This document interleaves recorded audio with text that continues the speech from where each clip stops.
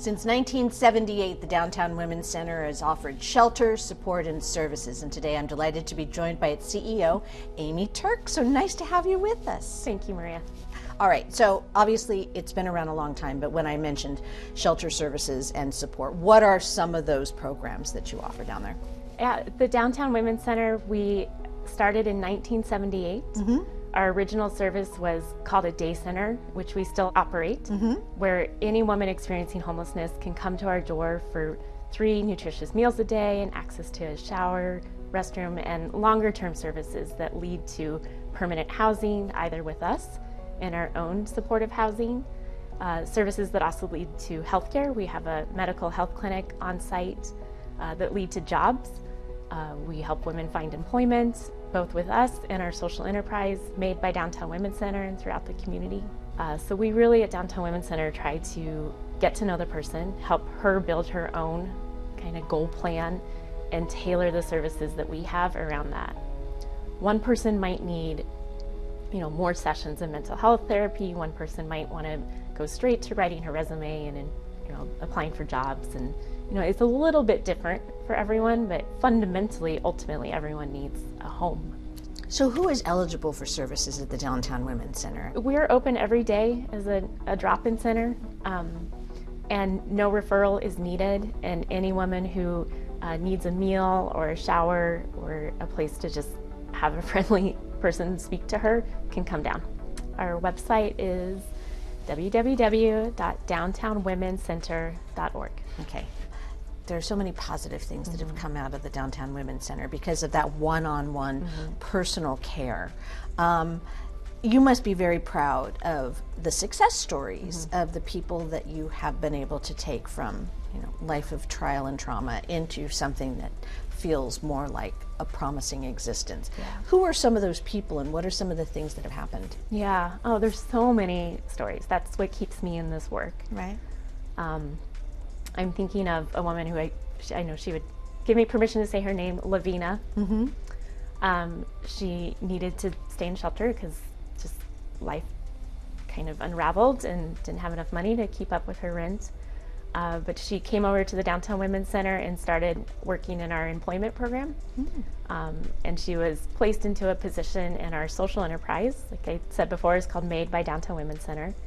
One of the roles in there is to make our handmade products, our candles and soaps that we sell online. And she started doing that. And it really sparked and reminded her of her love for her own ability to craft. And she started her own business. It's called Vina Handbags. She makes beautiful leather purses and business card holders, and she's just a true partner. So we now sell her products together. We kind of co-brand the business. We go out and do pop-up shops together. She just spoke to our board of directors the other night. It's just a really nice collaboration. So this social enterprise program, because I saw it, it's pretty cool. When did that start, and has it really helped? Because as you mentioned, there's never enough money for anything, and I imagine that there's a great need for funds to keep the Downtown Women's Center going. So how has that helped, and when did that start? Yeah, we started in 2010. We are still in our original location on Los Angeles and 3rd, though at that time we had renovated a building on San Pedro and 5th, and we were moving there, and part of the agreement with the community was to have a retail space that could be used for any resident of downtown. So we opened the coffee shop first with the handmade product line. We knew that the women wanted to work. We also knew that they came with a lot of crafting interest, and there's really something special about sitting in a circle and making something together. And so that's where it also became basically a mental health program, to sit around and make the soaps and be in community with each other, and then see how that sells and creates revenue, which then allows us to employ more and more women.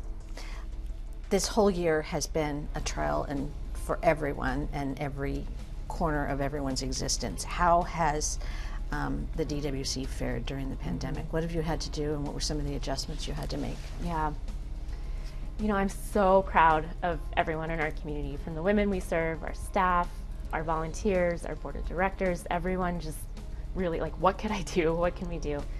And we offer permanent housing, so of course that stayed the same.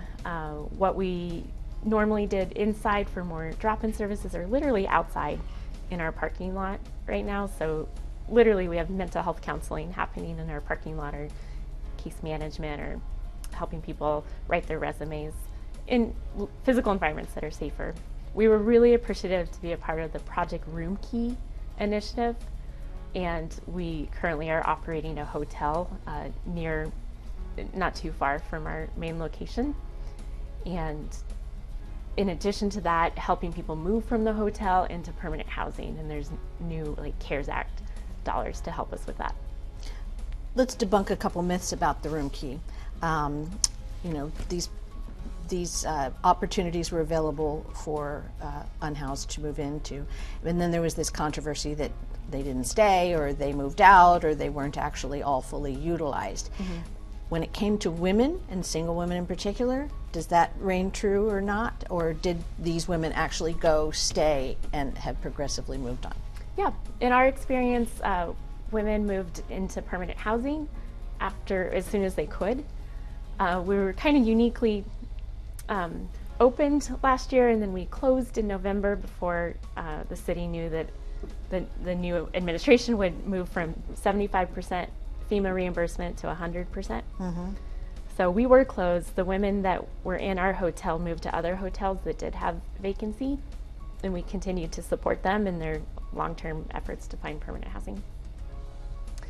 And then when the FEMA 100% reimbursement came, and frankly, when Judge Carter shone in his flashlight big spotlight on Skid Row and women in particular, that gave us the opportunity to move back into that same hotel and work with an additional 60 women there. So what do you need?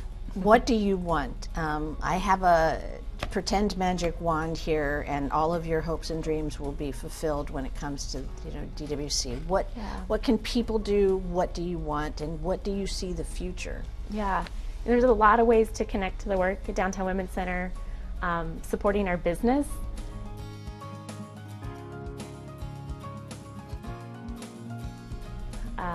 Volunteering. Right now volunteers are making like hygiene packets that we can hand out to the women, or snack packs. The easy things for us to hand out are clothing donations. We're a community-based organization. We're only a little less than 50% government funded. So our private funding from individuals is incredibly helpful, so that we can be nimble and really just meet the needs of the women as they appear. And getting civically involved, calling your elected officials to say you support housing. Ideally support housing in your community if that's a need. Being a yes person, not a no person, will help us get to more solutions. Is this an ever-escalating problem that will not be solved? Or do you feel, since you're there, you're frontline, you see it on a daily basis, mm-hmm. that there are solutions mm-hmm. that could make this better? Yeah. Oh, I entirely believe that we can end homelessness. Yeah. And I believe that because we didn't have homelessness in the 70s really until the beginning of the 80s. And the main ingredient was affordable housing and jobs that were considered living wage. When those started to erode, when housing prices just skyrocketed, good blue-collar jobs went away, we saw an increase in homelessness. And are you feeling optimistic, or are you feeling a little challenged? I'm always optimistic. Right. And I'm a social worker, so I'm always a little challenged too. All right. Well, it's been really, really nice talking to you, and thank you for everything. And thank you for being so honest about so many of the concerns that people have when it comes to the perception of homelessness versus the realities of homelessness. Yeah. Thanks, Maria. All right. And that's a wrap on this LA Currents.